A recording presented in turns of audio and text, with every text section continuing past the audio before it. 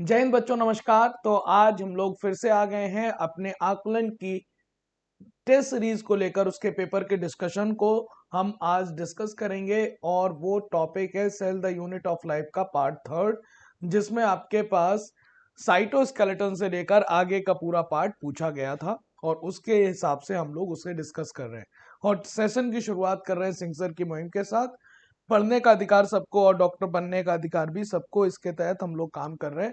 और आपकी बेहद मांग पर हम लोगों ने शुरू कर दिया है फ्रीडम। आपके पास इंडिपेंडेंस, आपके पास ऑफर है आपके द बिग फ्रीडम ऑफर, जो आपको वैलिड है 12, 13, 14 और 15 अगस्त तक। और आपके पास यहाँ पर आपको मिल जाएगा आपके ओरिजिनल प्राइस से बहुत सारे कम हो गए प्राइस, और आप जल्दी से इसे अवेल कर सकते हैं। सारे ऑफर्स हैं ऑल इंडिया नीट के लिए भी, फुल सिलेबस के लिए भी, बायो सीआरटी के लिए भी और जंबो टेस्ट सीरीज के भी ऑफर। आप पता करिए, बहुत अट्रैक्टिव प्राइसेस में सिंह सर ने इसे लॉन्च कर दिया है। और इसके साथ साथ आप देखिए कि जो all India NEET topic test series जो आपके पास है वो ऑनलाइन में, और वो हो गई है 999 की। फुल सिलेबस जो 1499 की थी वो हो गई है 1299 की। बायो सीआरटी ऑनलाइन जो 199 की मतलब 1199 की थी, वो जस्ट हो गई है 699। और जंबो टेस्ट सीरीज जो 5999 की थी ऑनलाइन मोड में, वो हो गई है 4099। तो आप याद रखिएगा, जल्दी से 12, 13, 14 अगस्त तक ये आपका ऑफर वैलिड है और आप जल्दी से एनरोल होइए और अपनी तैयारी को बूस्टअप करिए। चलिए आज के पेपर की डिस्कशन की बात करते हैं। तो पहला क्वेश्चन आपको दिया हुआ है, chromatin contain DNA and some basic protein called histone और some non histone protein and also RNA. तो आपको पता है क्रोमैटिन टर्म दिया था फ्लेमिंग ने, जिन्होंने बताया था कि भाई क्रोमैटिन में डीएनए भी होता है, हिस्टोन भी होती है, कुछ नॉन हिस्टोन भी है और आरएनए भी है। ये बात सही है। ये बात बिल्कुल सही। फिर स्टेटमेंट 2 कह रहा है मटेरियल ऑफ न्यूक्लियस स्टेन किया जाता है बेसिक डाई से, और इसका नाम दिया क्रोमैटिन किसने? रॉबर्ट ब्राउन ने। ये वाली बात गलत हो गई, यहां पर क्या होना चाहिए था? फ्लेमिंग। तो आपके पास एक सही बात है और दूसरी गलत है, आंसर सेकंड बन जाएगा। क्या बन जाएगा? सेकंड। अगला क्वेश्चन देखिए, लिखा हुआ है कि असर्शन में reserve material in a prokaryotic cell are stored in the cytoplasm in the form of inclusion body. बिल्कुल बात सही है, इंक्लूजन के फॉर्म में फूड का स्टोरेज कर रहे हैं, रिजर्व मटेरियल का स्टोरेज कर रहे हैं प्रोकैरियोटिक सेल। और जो फ्रीली पाए जाते हैं साइटोप्लाज्म में, लेकिन याद रखिएगा रीजन में लिखा हुआ है inclusion bodies are found by membrane system. यहाँ पर बाउंड बाय मेम्ब्रेन सिस्टम, ये बात गलत है क्योंकि ये नॉन मेम्ब्रेनस होते हैं। क्या होते हैं बेटा? नॉन मेम्ब्रेनस होते हैं, हालांकि फ्रीली पाए जाते हैं साइटोप्लाज्म में। तो असर्शन तो सही है, लेकिन रीजन में उन्होंने मेम्ब्रेनस बोल दिया, दैट्स वाई बात हो गई है गलत। असर्शन करेक्ट है और रीजन नॉट करेक्ट। आंसर क्या बन जाएगा बेटा? सेकंड बन जाएगा। अगला क्वेश्चन देखिए, what is the percentage of lipid and protein in the human erythrocyte respectively? Model का नाम था fluid mosaic model. Fluid mosaic model किसने दिया? रॉबर्ट्स, मतलब जो ना फ्लूइड मोज़ेक मॉडल किसने दिया? सिंगर और निकलसन ने फ्लूइड मोज़ेक मॉडल। और फ्लूइड मोज़ेक मॉडल के अंतर्गत ये बताया गया था कि प्रोटीन जो है वो यहाँ पर आरबीसी की मेम्ब्रेन पर प्रोटीन है 52% और जो लिपिड है वो है कितना परसेंट? 40। लिपिड का परसेंटेज क्या है? 40। तो आपके पास पहले लिपिड लिखा हुआ है तो 40, बाद में 52। आंसर क्या बन जाएगा? थर्ड। आंसर क्या बन जाएगा बेटा? थर्ड। अगला क्वेश्चन, एंडोमेम्ब्रेन सिस्टम की बात कर रहे हैं। एंडोमेम्ब्रेन सिस्टम में पाए जाते हैं ईआरजीसी, लाइसोसोम और वैक्यूल। बिल्कुल बात सही है, असर्शन में बोला गया। और रीजन में लिखा हुआ है कि because their function are coordinated. बिल्कुल बात सही है, क्योंकि ये फंक्शनली कोऑर्डिनेटेड सेल ऑर्गेनेल है, मिलजुल कर एक सिस्टम की तरह काम कर रहे हैं सेल के अंदर, उन्हीं को हम एंडोमेम्ब्रेन सिस्टम कहते हैं। तो ये करेक्ट एक्सप्लेनेशन भी है। आंसर क्या बन जाएगा? 4 बन जाएगा, 4 का। अगला क्वेश्चन फिफ्थ, पांचवा क्वेश्चन आपसे क्या कह रहा है, गैस वैक्यूल कहाँ पाए जाते हैं। Gas vacuole are found in, तो गैस वैक्यूल रेड एल्गी में नहीं है, ब्राउन में नहीं है, वायरस में नहीं है, purple and green photosynthetic bacteria में ये ऐसे इंक्लूजन्स होते हैं जो बायोन्सी प्रोवाइड कराते हैं। क्या प्रोवाइड कराते हैं, बायोन्सी प्रोवाइड कराते हैं। और ग्रीन और ब्लू ग्रीन और पर्पल सल्फर बैक्टीरिया में देखने को मिल जाते हैं। आंसर 5 का 4 हो जाएगा। Which one of the following cell organelle, ऐसा सेल ऑर्गेनेल बताना है जिसके पास खुद का डीएनए। खुद का डीएनए रखने वाले सेल ऑर्गेनेल दो हैं, एक का नाम है माइटोकॉन्ड्रिया और दूसरा नाम है क्लोरोप्लास्ट। तो आपको यहाँ पर एंडोप्लाज्मिक रेटिकुलम के पास खुद का डीएनए नहीं है, माइटोकॉन्ड्रिया के पास है। Dictyosome another name of Golgi complex in the plant cell, और लाइसोसोम भी नहीं है। तो आंसर आपके पास 6 का क्या हो जाएगा, सेकेंड। 6 क्वेश्चन का आंसर बन जाएगा सेकेंड। अगला, राइबोसोम आर फॉर्म्ड बाय, तो आपको पता है राइबोसोम को राइबो न्यूक्लियोप्रोटीन कहते हैं। जॉर्ज पैलेट ने खोजा था, 1953 की बात है, और कहा गया था कि ribosomal RNA plus 80 different type की प्रोटीन 80 डिफरेंट टाइप की प्रोटीन मिलकर बनाती हैं राइबोसोम। क्या बनाती है बेटा, राइबोसोम। ठीक है, और आपके पास राइबोसोम आरएनए प्लस टीआरएनए का नहीं, एमआरएनए प्लस टीआरएनए का नहीं, आरआरएनए और प्रोटीन से मिलकर बनता है। इसी वजह से हम इसे राइबो न्यूक्लियो प्रोटीन भी कहते हैं। अगला क्वेश्चन 8 क्या कह रहा है, most prokaryotic cell have a chemically complex cell envelope consisting of, तो प्रोकैरियोटिक सेल के पास आपके पास कॉम्प्लेक्स एनवेलप पाया जाता है जिसमें बाहरी सबसे बाहर ग्लाइकोकैलिक्स होता है जो टफ कैप्सूल के फॉर्म में भी हो सकता है और स्लाइम लेयर के फॉर्म में भी। सेल वॉल होगी उसके अंदर जो पेप्टाइडोग्लाइकन की बनी होती है, उसे कोलैप्सिंग और बस्टिंग से बचाएगी, शेप मेंटेन करेगी। और आपके पास प्लाज्मा मेम्ब्रेन का भी काम होगा कि वो स्ट्रक्चरली सिमिलर होगा यूकैरियोटिक सेल के और वो सेलेक्टिवली परमिएबल होगा। तो आठवें का आंसर क्या बन जाएगा, 4। आठवें का आंसर क्या बन जाएगा, 4। ये तीनों एनवेलप है। अगला क्वेश्चन 9, नवा क्वेश्चन आपसे क्या कह रहा है, देखिए, what is the function of polysome. Polysome का फंक्शन बताने से पहले पहले आपको यह पता होना चाहिए what is the meaning of polysome. जब सिंगल एमआरएनए पर कई सारे राइबोसोम अटैच हो जाए, तो एमआरएनए से ये राइबोसोम क्या बनाएंगे, एमआरएनए से ये राइबोसोम रीड करके यहाँ पर टीआरएनए रीड करेगा और ये राइबोसोम से प्रोटीन की सिंथेसिस कराएंगे। और एमआरएनए से प्रोटीन बनाना क्या कहलाता है, ट्रांसलेशन। क्या कहलाता है बेटा, ट्रांसलेशन। समझ पाए कि नहीं, तो इसका मतलब यह है कि ट्रांसलेट करेगा डीएनए को इनटू प्रोटीन में नहीं, ट्रांसलेट करेगा एमआरएनए को into protein yes, translate rRNA को इनटू कार्बोहाइड्रेट गलत, और एमआरएनए को डीएनए में नहीं बदलेगा। तो ये पॉलीसोम का काम हो गया। 9th का आंसर क्या बन जाएगा, सेकेंड। अगला क्वेश्चन देखिए 10th, which among the following is not present in animal cell, इसमें से कौन ऐसा है जो आपके एनिमल सेल में देखने को नहीं मिलेगा। तो एनिमल सेल में ना सेल वॉल होगी, ये भी देखने को नहीं मिलेगा, लार्ज सेंट्रल वैक्यूल भी देखने को नहीं मिलेगी, प्लास्टिड भी देखने को नहीं मिलेंगे। मतलब ये यूनिक फीचर है प्लांट सेल का, तो ये आपको एनिमल सेल में देखने को नहीं मिलेंगे। आंसर हो जाएगा ऑल। प्लांट सेल में ये देखने को मिलते हैं। ये किस में देखने को मिलेंगे बेटा, प्लांट सेल में देखने को मिलेंगे ये तीनों, लेकिन ये तो प्रेजेंट होंगे प्लांट सेल में प्रेजेंट होंगे क्या क्या, सेल वॉल प्रेजेंट होगी, vacuole large central vacuole present होगी, और आपके पास यहाँ पर प्लास्टिड प्रेजेंट होंगे। लेकिन प्लांट सेल में क्या एब्सेंट होता है, जो चीज यहाँ पर एब्सेंट है वही एनिमल सेल में पाई जा रही है, और वो नाम है सेंट्रियोल। क्या नाम है बेटा, सेंट्रियोल। क्लियर। चलिए अगला क्वेश्चन 11 क्वेश्चन क्या कह रहा है, आप गौर से देखिए, डायग्राम दिया हुआ है और एक वो डायग्राम जिसपे राइबोसोम अटैच है, तो ए वाले को हम कहेंगे RER, रफ एंडोप्लाज्मिक रेटिकुलम, और जिस पर राइबोसोम अटैच नहीं है उसे हम क्या कहते हैं, SER। RER towards the nuclear membrane, SER towards the plasma membrane. RER पर राइबोसोम होंगे, SER पर राइबोसोम नहीं होंगे, इसी वजह से RER रफ होगा, SER स्मूथ होगा।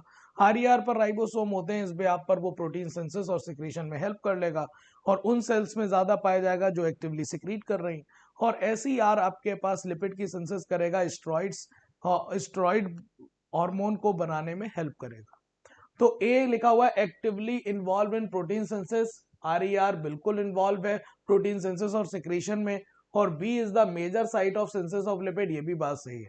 पहला ही ऑप्शन बिल्कुल सही है, पहला ही ऑप्शन बिल्कुल सही दिख रहा है, जबकि A animal cell lipid like steroidal hormone लिखा है गलत, ए लिखा हुआ है major site of synthesis of lipid गलत, और ए लिखा हुआ है लिपिड स्टेरॉइडल हार्मोन गलत। ए RER है तो प्रोटीन सिंथेसिस करेगा और सिक्रीशन में हेल्प करेगा। लिखा हुआ है मैनी बैक्टीरिया हैव स्मॉल, बहुत सारे बैक्टीरिया, सारे नहीं, many bacteria have small circular DNA outside the genomic DNA. इसका मतलब ये नॉन जीनोमिक डीएनए की बात कर रहा है। आउटसाइड द जीनोमिक डीएनए मतलब non genomic DNA, outside the chromosomal DNA मतलब एक्स्ट्रा क्रोमोसोमल डीएनए, और इसी एक्स्ट्रा क्रोमोसोमल डीएनए का नाम क्या होता है? इसी एक्स्ट्रा क्रोमोसोमल डीएनए का हम कहते हैं प्लाज्मिड। क्या कहते हैं बेटा? इसी को हम क्या कहते हैं बेटा? प्लाज्मिड कहते हैं। तो आपके पास ये जीनोमिक डीएनए नहीं है, ये स्मॉल न्यूक्लियर डीएनए नहीं है, ये प्लाज्मिड है, और SI डीएनए भी नहीं है। आंसर क्या बन जाएगा? आंसर बन जाएगा आपके पास कौन सा? वो हो जाएगा थर्ड। अगला question, match the following group 1 और ग्रुप 2। ग्रुप और 1 और ग्रुप 2 को मैच करिए। एमाइलोप्लास्ट, एमाइलोप्लास्ट का काम होगा स्टोरेज का, और स्टोरेज किसका करेगा? कार्बोहाइड्रेट का, तो ये हो जाएगा P। इलायोप्लास्ट फैट का स्टोरेज करेगा, ऑयल और फैट का, ये हो जाएगा S। एल्यूरोप्लास्ट प्रोटीन का स्टोरेज करेगा, ये हो जाएगा R। क्रोमोप्लास्ट आपके कलरिंग पिगमेंट रखेगा, जिसमें नाम हो जाएगा ज़ैंथोफिल का, जिसका कलर येलो होता है, Q। और आपके पास क्लोरोफिल को रखने वाला क्लोरोप्लास्ट होगा, जो हेल्प करेगा फोटोसिंथेसिस में, तो ये हो जाएगा T। PSRQT, PSRQT को लेकर आंसर क्या आपके पास आ जाएगा? सेकेंड। आंसर क्या आ जाएगा बेटा? सेकेंड आ जाएगा। अगला, अगला आपके पास क्या है? लिखा हुआ arrange the following sales in the ascending, arrange the following sales in the ascending order of their sizes. Size के अकॉर्डिंग अरेंज करना है, तो आपको ये बात पता होनी चाहिए कि सबसे छोटा साइज किसका होगा, तो यहाँ पर 0.3 माइक्रोमीटर को लेकर माइकोप्लाज्मा है। ऑस्ट्रिच एग यहाँ पर सबसे लार्जेस्ट आइसोलेटेड सेल होती है। Human RBC 7 micrometer. बैक्टीरिया हो सकता है टिपिकल 1 से 2, और इट कुड बी हो सकता है ये कैसा, तो ये हो सकता है 3 to 5 माइक्रोमीटर। तो सबसे छोटा साइज तो यहाँ पर माइकोप्लाज्मा का है। फिर इससे बड़ा साइज आपको किसका दिखेगा? बैक्टीरिया का, 4 हो जाएगा। फिर उससे बड़ा साइज आपको दिख जाएगा RBC का, तो ये थर्ड हो गया। और फिर सबसे बड़ा साइज आपके पास हो जाएगा ऑस्ट्रिच एग का, तो ये हो जाएगा आपका ऑर्डर 1, 4, थर्ड, सेकेंड। आंसर क्या बन जाएगा बेटा? सेकेंड बन जाएगा। ओके, अगला क्वेश्चन 15 क्वेश्चन क्या कह रहा है देखिए। लिखा हुआ the chromosome in which centromere situated at the terminal. अगर क्रोमोसोम में सेंट्रोमियर की सिचुएशन, सेंट्रोमियर अगर मिडिल में सिचुएटेड है तो इसे हम मेटासेंट्रिक कहते हैं। अगर वो स्लाइटली अवे है सेंटर से, मिडिल से, तो उसे सब मेटासेंट्रिक कहते हैं। ऐसा सेंट्रोमियर जो क्लोज टू एंड है उसे हम एक्रोसेंट्रिक कहते हैं, और जो आपके पास टर्मिनल सेंट्रियोल है उसे हम टीलोसेंट्रिक कहते हैं। तो यहाँ पर उसने कहा है कि क्रोमोसोम में ये आपके पास कहाँ पे सिचुएटेड है सेंट्रोमियर? टर्मिनल पर, तो इसे हम क्या कहेंगे? टीलोसेंट्रिक। नाम क्या हो जाएगा? टीलोसेंट्रिक। 15 का आंसर क्या बन जाएगा? फर्स्ट। 15 का आंसर क्या बन जाएगा बेटा? फर्स्ट हो जाएगा, टीलोसेंट्रिक जवाब होगा। अगला क्वेश्चन क्या है? लिखा हुआ है which of the following is not true regarding cell membrane. कौन सी बात सेल मेम्ब्रेन के रिगार्डिंग सही नहीं है? देखिए लिखा है depending on ease of extraction, ease of extraction के बिहाफ पर, डिपेंड पर, बेस पर, पेरिफेरल और इंटीग्रल प्रोटीन दो तरह की हैं और ये सेल मेम्ब्रेन में पाई जाती हैं, बात सही है। पेरिफेरल प्रोटीन सरफेस पर पाई जाती है और इजिली सेपरेबल होती है, बात सही है। इंटीग्रल प्रोटीन पार्शली और टोटली बरीड होती हैं और ये आपके पास ट्रांस मेम्ब्रेन प्रोटीन या रिसेप्टर के तौर पर काम करती है। रेशियो ऑफ प्रोटीन और lipid remain same in different type of cell, ये बात गलत है, ये वेरी करेगा, सेम नहीं होगा। इसका मतलब आपके पास गलत जवाब निकालना है तो सिर्फ है ओनली डी। आंसर क्या बनेगा? सेकेंड। आंसर क्या बन जाएगा बेटा? सेकेंड। सेकेंड आंसर होगा किसका? क्वेश्चन नंबर 16 का। अगला, if you remove the fimbriae, अगर हम फिम्बरी को रिमूव कर दे from the bacterial cell, which of the following would you expect to happen? आपको पता है 3 सरफेस स्ट्रक्चर है, एक है फ्लैजिला। फ्लैजिला मोटिलिटी में हेल्प करता है। किस में हेल्प करता है? मोटिलिटी में हेल्प करता है। लेकिन आपके पास एक स्ट्रक्चर है fimbriae. Fimbriae small tubular structure है और ये फिम्बरी आपके पास अटैचमेंट में हेल्प करेंगी। क्या करेंगी? अटैचमेंट में हेल्प करेंगी।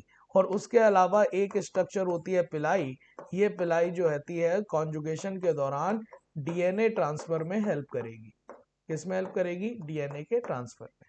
तो आपके पास ये कहा जाए कि भैया फिम्बरी अगर रिमूव कर दिया जाए तो अटैचमेंट नहीं होगा उसके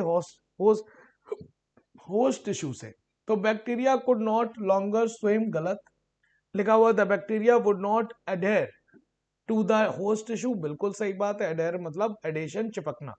transportation of molecule across the membrane would stop. नहीं। The shape of the bacteria would change, ऐसा भी नहीं है। आंसर क्या बनेगा? सेकेंड। 17 का आंसर क्या बन जाएगा बेटा? सेकेंड। अगला question 18, read the given statement regarding cell organelle. Cell organelle के रिगार्डिंग आपको सही क्वेश्चन बताना है, सही आपको गैस लगाना है। आपके पास कुछ पॉइंट्स दिए हुए हैं, आपको बताना है। It contains water, SAP, excretory product and other unwanted material.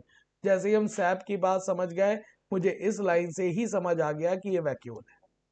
जबकि बात लिखा bounded by a single membrane, जिसका नाम क्या है? टोनोप्लास्ट। इससे भी हमें समझ आ गया है कि ये वैक्यूल है।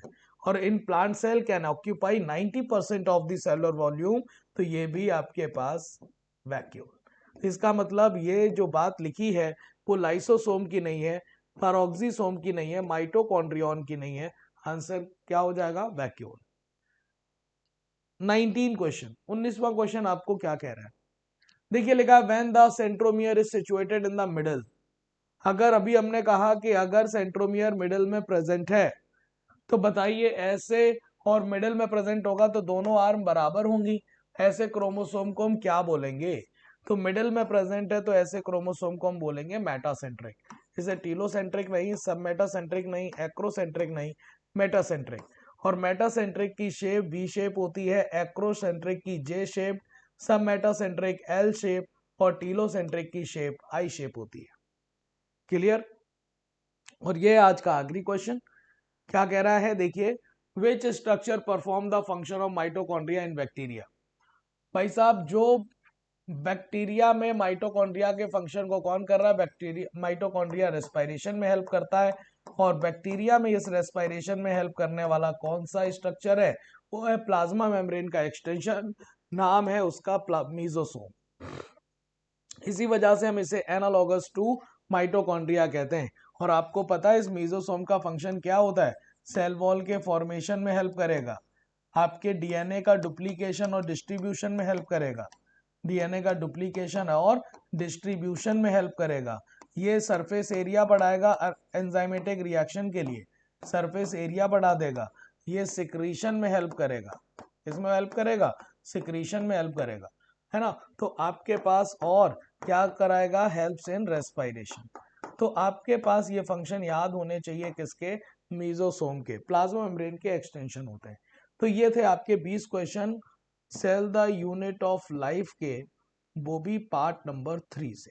ठीक है, आई होप आपको सारे क्वेश्चन समझ आए होंगे, आप अपनी तैयारी को बेहतर बना रहे होंगे रोज डेली 20 क्वेश्चन कर जो कि होते हैं सिर्फ 15 मिनट के टेस्ट के साथ। आई होप आपको समझ आए होंगे। आज मेरी तबीयत थोड़ी सी नासाज है, मतलब थोड़ी सी तबीयत खराब है, इस वजह से मैं थोड़ा सा लो साउंड कर रहा हूँ। लेकिन आपको पढ़ाई बिल्कुल नहीं रोकनी है, पढ़ते रहना है और अपना ख्याल रखना है। थैंक यू सो मच बेटा, जय हिंद।